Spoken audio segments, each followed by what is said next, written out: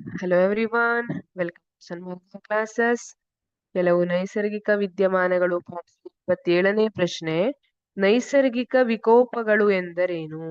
ವಿಕೋಪಗಳೆಂದು ತೀರ್ಮಾನಿಸಬಹುದಾದ 4 ನೈಸರ್ಗಿಕ ವಿದ್ಯಮಾನಗಳನ್ನು ಹೆಸರಿಸಿ. ನೀವು ಉದಾಹರಿಸಿದ ವಿದ್ಯಮಾನಗಳನ್ನು ವಿಕೋಪಗಳೆಂದು ತೀರ್ಮಾನಿಸಲು 3 ಕಾರಣಗಳನ್ನು ಬರೆಯಿರಿ ಅಂತ ಹೇಳಿದ್ದಾರೆ. ನೋಡೋಣ, ನೈಸರ್ಗಿಕ ವಿಕೋಪಗಳು ಎಂದರೇನು? ನೈಸರ್ಗಿಕ ವಿಕೋಪಗಳು ಎಂದರೆ ಪ್ರಕೃತಿಯಿಂದ ಉಂಟಾಗುವ ವಿಪತ್ತುಗಳು.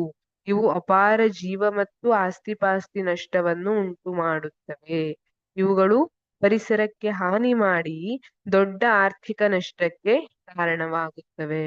ನೋಡಿ, ಭೂಕಂಪ, ಸುನಾಮಿ ಅಥವಾ ಚಂಡಮಾರುತ ಇವೆಲ್ಲ ಏನ್ ಮಾಡುತ್ತೆ? ಅಪಾರ ಜೀವ ಮತ್ತು ಆಸ್ತಿಪಾಸ್ತಿ ನಷ್ಟವನ್ನ ಉಂಟು ಮಾಡುತ್ತೆ, ಬಹಳಷ್ಟು ಏಟುಗಳನ್ನ ಮಾಡುತ್ತೆ, ಹಾಗೆ ಪರಿಸರಕ್ಕೆ ಕೂಡ ಹಾನಿ ಮಾಡುತ್ತೆ. ಈ ರೀತಿಯಾಗಿ ದೊಡ್ಡ ನಷ್ಟಕ್ಕೆ ಕಾರಣವಾಗುತ್ತೆ.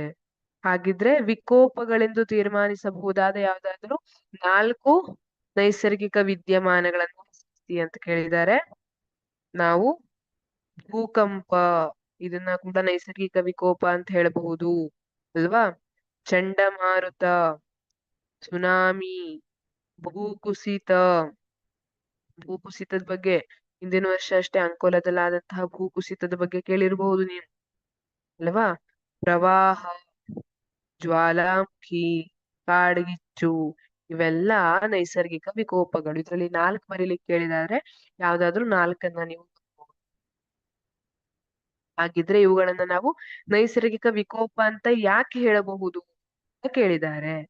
ಇವು ಮಾನವನ ಜೀವಕ್ಕೆ ಹಾಗೂ ಸಂಪತ್ತಿಗೆ ಹಾನಿ ಉಂಟು ಮಾಡುತ್ತವೆ ಅಲ್ವಾ? ಆಣೆಕಟ್ಟುಗಳಿಗಿರಬಹುದು, ಸೇತುವೆಗಳಿಗಿರಬಹುದು, ಅಥವಾ ಜೀವಿಗಳ ಜೀವವನ್ನ ತೆಗೆದು ಬಿಡ್ತವೆ. ಹಾಗಾಗಿ ಇವು ಮಾನವನ ಜೀವಕ್ಕೆ ಹಾಗೂ ಸಂಪತ್ತಿಗೆ ಹಾನಿ ಉಂಟು ಮಾಡಬಹುದು. ಕಟ್ಟಡಗಳು, ಸೇತುವೆಗಳು, ಅಣೆಕಟ್ಟುಗಳಿಗೂ ಹಾನಿಯನ್ನು ಉಂಟು ಮಾಡುವ ಸಂಭವವಿರುತ್ತದೆ. ಹಾಗಾಗಿ ಇವುಗಳನ್ನ ನೈಸರ್ಗಿಕ ವಿಕೋಪಗಳು ಅಂತ ಕರಿತೀವಿ. Thank you.